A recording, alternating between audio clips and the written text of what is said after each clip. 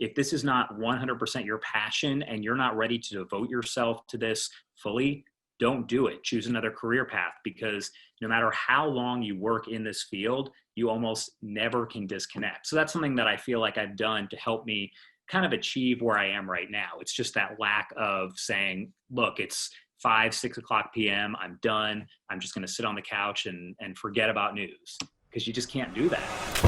Welcome to the Next Level Journalist, where you will hear from some of the best journalists in the business or who have been there, done that, and willing to share with you what they've learned so you can get better, faster.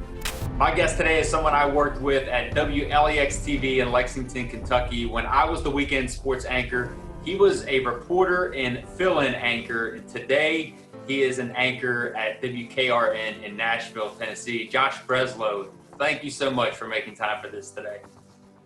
Hey, thanks for inviting me to do this. It's not often that people let me speak to other people, so I enjoy it. Well, Josh, really a no-brainer. You know, after I, visited with Nikki, who you was, it seems like you guys are a package deal, right? You know, in Lexington and then, Nashville, and you'll fill in the blanks along the way when I ask you about your career. But I mean, when I saw her, you were just right there in the background, and I'm thinking, well, this is a guy I should have talked to, weeks ago, because no joke, you're one of the hardest working guys that I work with. And so no one better to feed young, aspiring journalists the right stuff. So I appreciate you making time for this. And let's jump right into this. Let's talk about your career, your journey in the TV industry, just when things got started for you, when you knew that this is what you wanted to do, and bring us up to date. All right. So what's interesting is I was just thinking about this as I was prepping to, talk to you today. And it's been 10 years this week since I started at LEX. 10 years ago. Wow. I mean, that's hard to believe, because it feels like we all were just working together, and now 10 years later, here we are. So it's very interesting. But I actually started off doing weather in Evansville, Indiana, at the Fox station at the time, which is actually no longer a Fox station. It's has no affiliation. But for a year and a half there, I did weather, and I would kind of report on the side and do some not so serious stories. I would do the ones that were feature stories about, hey, this park is celebrating 100 years, just because that's, for the most part, what they have weather people do on the side, because they don't want them necessarily reporting on hard news stories. That, of course, depends on, what market you're working in. But for the most part in Evansville, I kind of did the feature stories and weather. So occasionally, very rarely, there'd be no one else to go on the serious stories. So I would do that. And I started to realize, look, like, I like weather. I understand weather. It's fun. You get to ad lib and just talk forever. But I actually like working hard news and informing people about things that are happening in their community that you see people asking about. Hey, I saw, these gunshots fired, or something happened to my neighbor, or something more serious. And so the job at LEX came open, and it was for not weather, but for a full reporting job where you would focus on hard news during the week. And I said, you know what? I've been here doing weather for a year and a half. It's time to move on and try something else. So I started doing hard news, and I honestly just kind of fell in love with it. And it was just something where I said, after 5 years in Lexington, let's maybe try to move on to a bigger market. I could have lived there forever. I was one of those people who loved Lexington so much. I love horses. I love horse racing. And I love, the country, just how beautiful it is there. Yeah. But I said, after a while, let's move on. So I ended up going to Louisville for a year.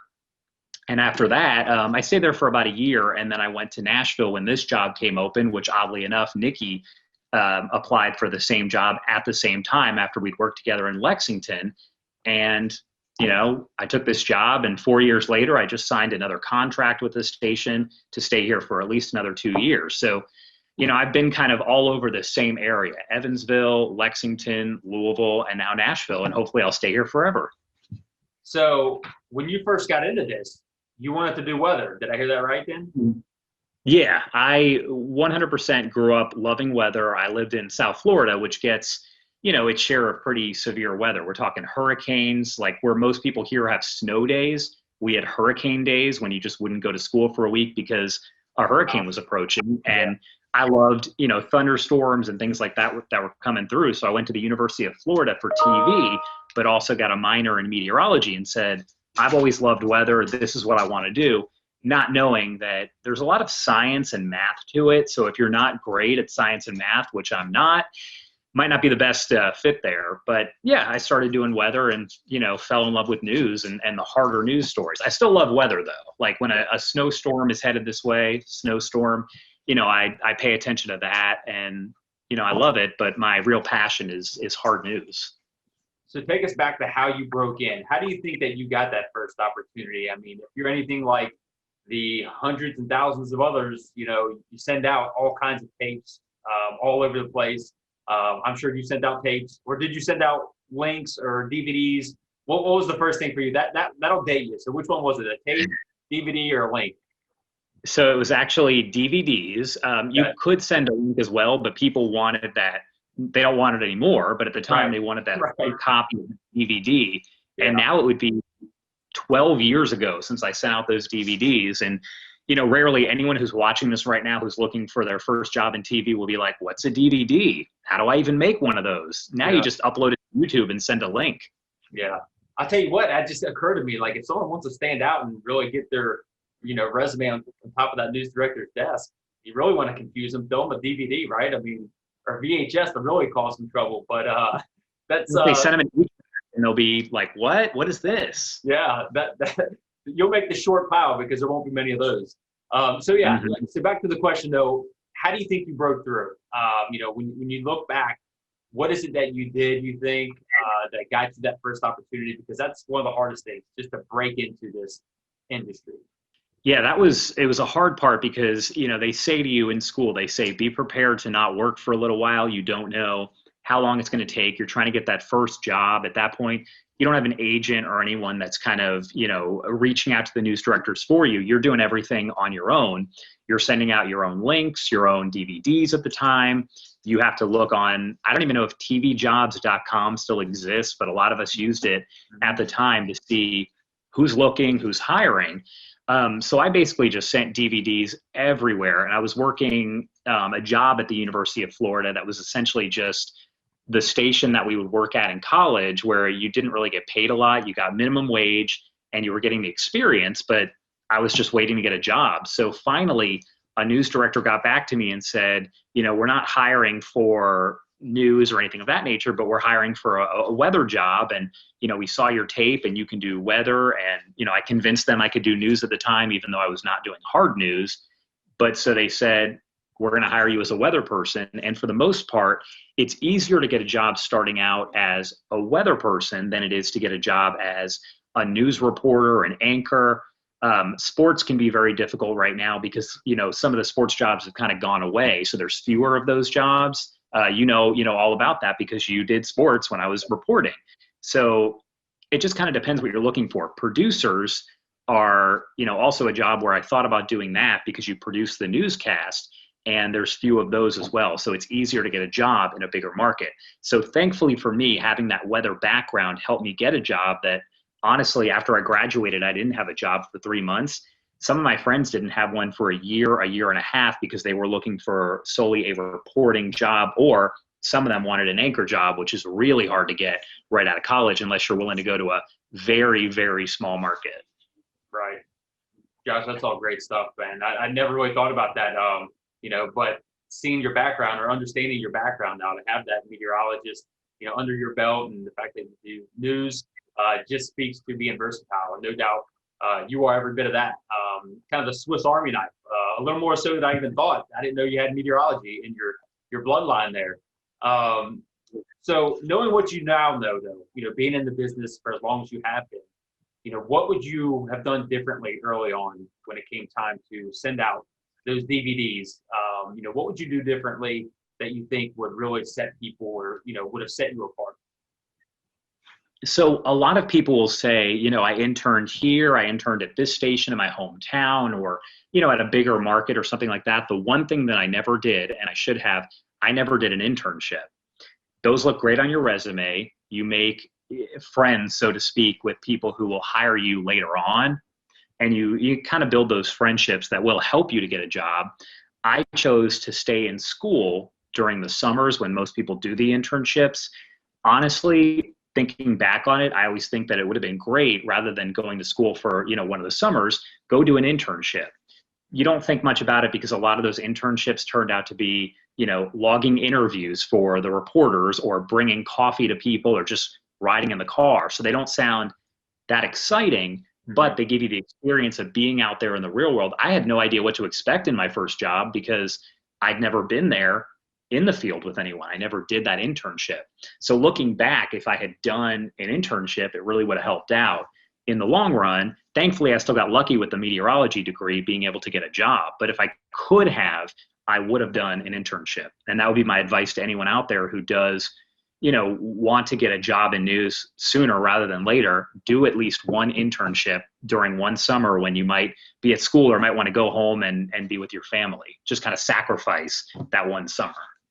So Josh, what would you credit your success to? I mean, you've worked at 4 different stations, climbing that ladder. And I know a lot of people don't mostly like to talk about themselves, but what do people tell you that you do well? What is it that you do that's helped you find the ladder, you think? I mean, I know you talk about success, and I personally do feel successful because I'm in Nashville.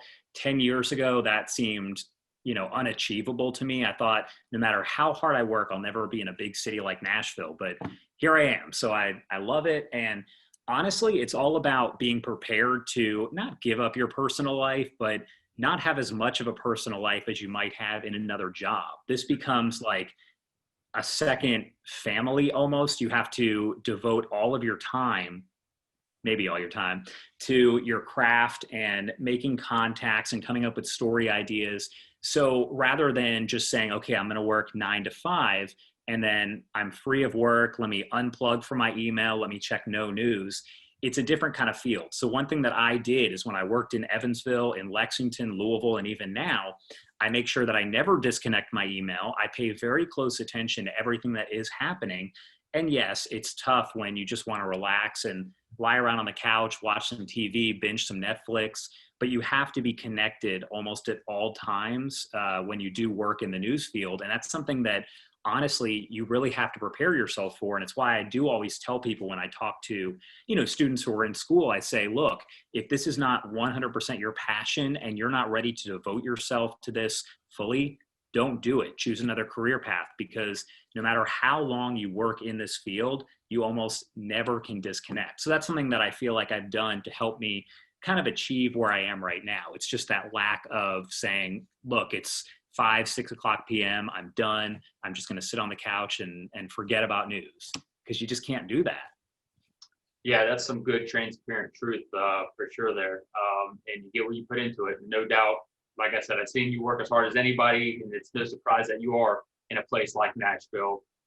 When you look back on your career thus far, obviously, what challenges have you faced, and how did you respond to some of those challenges? What comes to mind when you think about a trial, a challenge, and just how it pushed you, and something that you learned from and how you responded to it? What comes to mind? So as I mentioned in Evansville, I didn't do a lot of hard news stories. And honestly, I didn't really understand the scope of how hard news worked. One thing that always sticks with me is I thought I was going to be fired from my job in Evansville because they had me do a story that was, thinking back, it's such a simple story. It was about some people with PETA that were outside a McDonald's in Evansville, and they were protesting McDonald's, as PETA sometimes does. And they were in like a pool of, not to get too graphic, but a pool of blood that was red paint, just kind of saying, McDonald's kills and that sort of stuff, the stuff that you hear from PETA. So I did a story where I went out there and I talked to PETA, got their side of the story, got video, did whatever. And about a minute before the newscast aired, as I was sitting there ready to front the story, my news director was like, oh, so what did McDonald's say about it? And I said, what do you mean? What did McDonald's say? Like, it was outside. And he was like, well, you didn't ask McDonald's for their side of the story? It just stuck with me because they ended up having to kill the story as they were tossing to me. And it just sticks with me because it was one of those things where I'm not even afraid to admit it. I went home and I cried and I rethought my career path because I thought to myself, how did I forget to get both sides of a story? It's something that seems so simple that we're taught in school, over and over again. Every story has at least two sides to it. So it sticks with me. And I always remember that because I remember that feeling that I had of, wow, this is it. I'm going to get fired. And I've been working in news for like 6 months. And that now was 11 years ago. And there's a few things like that that do happen, especially in your first and second market. There's a few others that I can think of, but as far as other situations that do stick with me on Twitter, Facebook, you have a lot of viewers, especially now, who will attack you over anything that you post, no matter what you post. So you basically just have to be prepared that, you're going to get attacked on social media. It's something that you just realize is going to happen. So those are two things that I have learned that I keep in mind constantly. This one's going to be a little bit more fun. How about the most embarrassing TV moment that you had, whether that was live TV or behind the scenes? What comes to mind? That's a tough one because I have a lot of embarrassing moments, but I don't know. I can't think of one specifically that was so embarrassing that I thought to myself, I can't do this anymore. This is so bad. But I mean, there's always things that happen on live TV that are uncomfortable or awkward. And you're just like, how do I recover from this? So I'm going to give you two examples, one of which was not bad and one was not the best. When you're anchoring a newscast, you have to be prepared that the people that you are anchoring with might say things that you really don't know how to talk around. Maybe 2 years ago when I was here in Nashville, I was anchoring a newscast and they asked the question about, it was a story, I guess, about a birth name and like what your parents were going to name you and didn't. It was something so ridiculous. But so I said, hey, my dad wanted to name me Axel after Axl Rose, just like a funny comment, whatever. And our weather guy at the time was kind of like kooky and he just says things and people love him because he's an interesting person. And so he said something about like, yeah, and I bet you have a nipple ring. Like, what do you say to that? So I knew anything that I said was going to get me in trouble. So I just went, okay, let's move on. That one sticks with me mostly because the video that keeps circulating, that we keep sending back and forth to each other, but it's just one of those where it's like, there's nothing you can say in that moment that is not going to make you start to turn red and freak out because you're like, I don't know what to say to that. Yeah. So that's just a weird one that comes to mind because it gets brought up quite a bit. But the other one, I cannot remember. Oh, yes, I can. Okay. So this one was embarrassing because it's kind of goes with what I was talking about, how people on Twitter and Facebook are kind of relentless sometimes and will honestly call for you to be fired from your job at points when you're like, wait, what did I even do wrong? Like I didn't do anything wrong. It was Hug a Newscaster Day. And me and my co-anchor at the time was one of those like giggly women who just like, she's just funny and you love watching her. And she's uncomfortable about everything. It's just who she is. And I love her. But it was Hug a Newscaster Day. And I said, I'm not going to hug you. And she said, she was super uncomfortable about it. I was like, I'll hug you if you want me to. And so I leaned in and hugged her. We got several emails from viewers who said, Josh needs to be taken off the air right now. He assaulted her. He should not have touched her. She clearly didn't want to be touched. And he forced himself on her. So I know you were talking about embarrassing moments. Some of these are a little more serious than just embarrassing, but they're just things that do stick with you because you have to remember these things when you are doing stuff on air. Like, how am I going to respond? Am I going to get called out by viewers who think I need to be fired or, should be punished for something that you don't even think about? Like, imagine what I could have said to that response about the nipple ring. Like, there's so many things I could have said that could have gone way south, even more so than it already did. So just things that you got to keep in mind that do stick with you. Yeah, that image is going to stick with me now when as it should. Josh, let's end on a piece of advice. Whether it be a piece of advice that you had been given that you cling to, or a piece of advice that you can pass along to anyone who's pursuing their dream of being on TV. So, and I kind of already touched on this, but I would say the big thing is you need to make sure that you are ready to devote yourself. And if you're not 100% devoted to news, don't do it. It's not about the money, because I can promise you, you are not going to make money. Professors will tell you that nonstop. It is very true. My first job, I racked up a lot of credit card debt because you make nothing. And even doing weather, which pays more than news reporting, I still was not making enough to even pay my rent. So a lot of that went on credit cards that have just built up. And now finally 10 years, 12 years later, I'm paying that off. So make sure that it is something that you definitely want to do with your life. If you are questioning it and you've done an internship, you've gone to the classes and you're still questioning it, don't do it, because as glamorous as being on TV sounds like it is, it's not. It's a lot of hard work. If your sole reason for going into news, sports, weather, whatever, is to be on TV, find another way to be famous, because TV is not it. That's great advice. Like I said, that's great, transparent truth too, because it is 100% the truth. I mean, my first job, fortunately, I wasn't at poverty line, but I was pretty close to it. And I'm sure most people, like you just mentioned yourself, it's hard to even pay rent. So, Josh, I appreciate you. Great to see you, even if it is in this virtual space, and appreciate everything you shared with us today. Great to see you. Thanks so much for having me. And thank you for checking out this channel. If you found this content beneficial, I'd appreciate it if you hit that like button, hit that subscribe button, and share it with someone you think might find it beneficial as well, because this channel was simply started and created to serve you, to help others grow, to learn how other successful TV journalists do or did it. So take what serves you so you can get better faster and reach your next level.